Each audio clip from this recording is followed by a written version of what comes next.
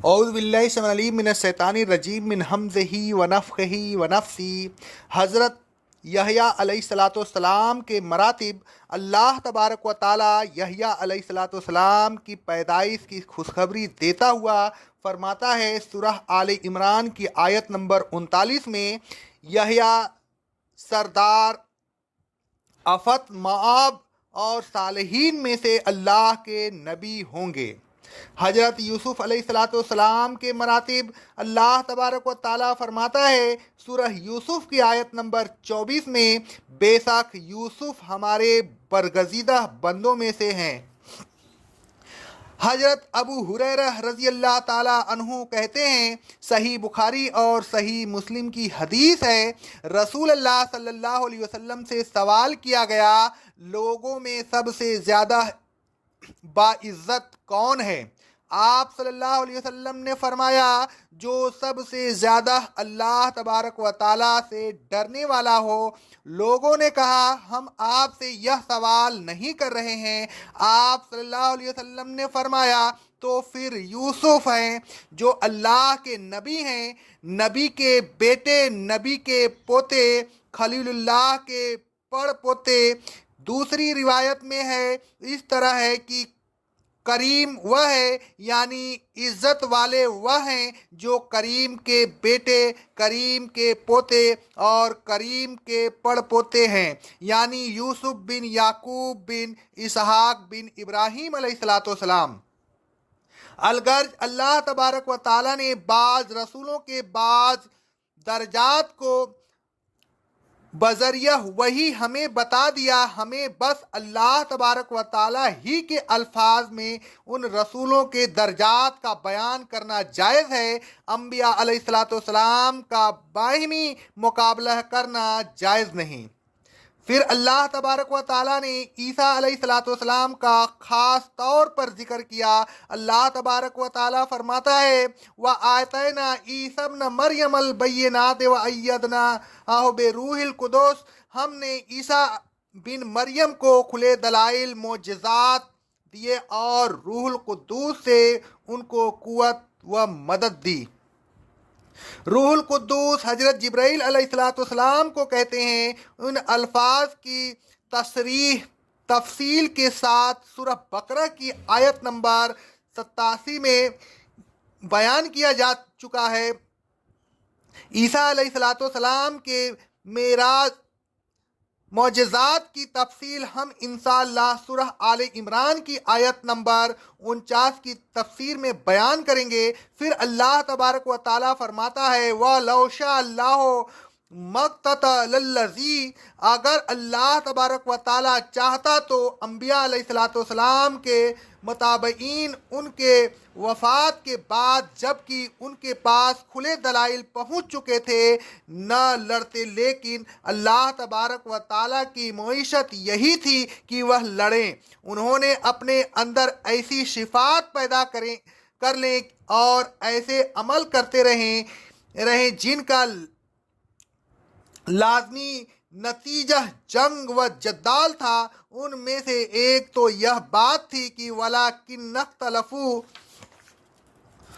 खुले दलाइल के बावजूद वह अपने इख्तिलाफात पर अड़े रहे। उन्होंने इख्तिलाफ को छोड़कर हक को कबूल नहीं किया। उनमें जिद व हठधर्मी पैदा हो गई।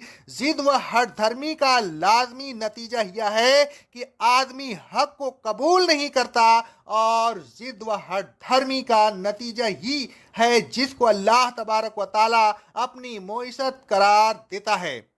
हिदायत व गुमराही के लिए अल्लाह तबारक व ताला की तरफ से कुछ कवानीन फितरत मुकर्रर हैं। जो शख्स उन कवानीन फितरत के मुताबिक अपने आप को गुमराही की तरफ डाल देता है, तो उन कवानीन फितरत के नताइज की वजह से अल्लाह तबारक व ताला उसे अपनी मोइशत करार देता है। कसूर उनका अपना होता है कि वह जिद और हठ धर्मी में मुब्तला हो जाते हैं। न वह जिद हठ धर्मी करते और न गुमराही में मुब्तला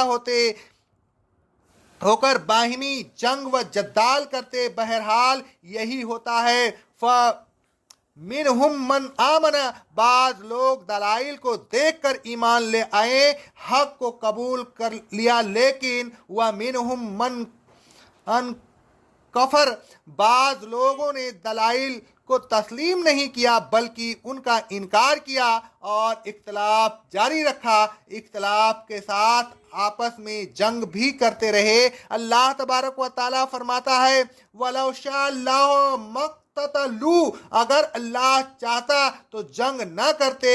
इस जुमला में अल्लाह तबारक व तआला ने फिर इसी मईशत के उसूल की तरफ इशारा किया है, यानी उनकी जिद के नतीजा में लड़ाई जारी रही। अगर वह जिद न करते और हक को कबूल कर लेते तो फिर अल्लाह तबारक व तआला की मईशत यही होती कि लड़ाई खत्म हो जाए। वलाकिन्नल्लाह यफ़अलु मा युरीद, लेकिन अल्लाह तबारक व तआला जो चाहता है करता है। उसकी मईशत और मुकर्रर कवानीन के नतीजे पूरे होकर रहते हैं, उन्हें कोई रोक नहीं सकता। खुले दलाइल के आ जाने के बाद इख्तिलाफ पर कायम रहने का जिक्र अल्लाह तबारक व तआला ने कई जगह किया है। तफसील के लिए सूरह बकरा की आयत नंबर 213 की तफसीर में बयान किया जा चुका है। फ़मिनहुम मन आमना के सिलसिले में एक और जगह अल्लाह तबारक व तआला फरमाता है सूरह बकरा की आयत नंबर 213 में, फिर जो लोग उन दलाइल पर ईमान ले आए तो अल्लाह ने उनको अपने हुक्म से उस अमरे हक में जिसमें वह इख्तलाफ करते थे राह हक दिखा दी, यानी जिन लोगों ने दलाइल को तस्लीम कर लिया उनका इख्तलाफ खत्म हो गया और वह राह रास्त पर आ गए। ऐ लोगों, रसूलुल्लाह सल्लल्लाहु अलैहि वसल्लम के फ़र्क़े मरातिब पर ईमान लाइए, लेकिन उनका आपस में मुकाबला न कीजिए, न ऐसे शायर लिखिए जिनमें एक नबी की बरतरी हो और दूसरे की तौहीन का पहलू निकलता हो, न ऐसे शायर पढ़िए जिसमें दो नबियों के माबीन इस किस्म का मुकाबला हो गया हो। ऐसे शायराने से जिन्होंने इस किस्म का मुकाबला किया है, खुसूसन उन शायरों से जिन्होंने नबियों का मुकाबला उम्मतियों से करके नबियों के सख्त तौहीन की है, सख्त बेजारी का इजहार किए हैं। उनके अशआर को दरिया बुर्द कर दीजिए। अंबिया अलैहिस्सलाम की शान में किसी किस्म की गुस्ताखी या बेअदबी या हाथ को हरगिज बर्दाश्त न कीजिए। अंबिया अलैहिस्सलाम के जो फ़ज़ाइल कुरान व हदीस में मौजूद हैं, बस उन्हीं को बयान कर दीजिए, अपनी तरफ से कमी व बेसी न कीजिए। हक जहाँ कहीं मिल जाए फ़ौरन कबूल कीजिए, दलाइल का इनकार करके कुफ्र न कीजिए।